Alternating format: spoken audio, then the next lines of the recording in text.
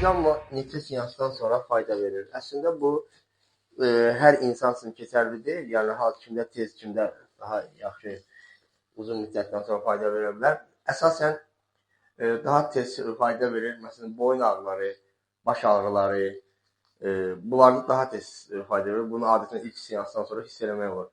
Amma bəzən bir də görürsünüz, məsələn, uzun müddətli xroniki ağrılar var ki, bunları ilk seansdan sonra yox, ən azı bir 3-4 seansdan sonra öz faydasını verə bilər. Bu da hansı xəstəliklərdir?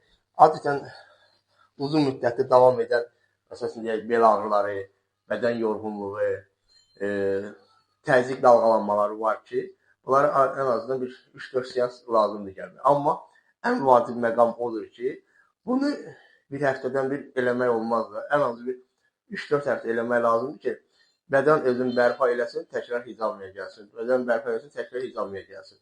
Bunlara diqqət eləmək lazımdır. Çünki çalışın həmişə sağlam qalın.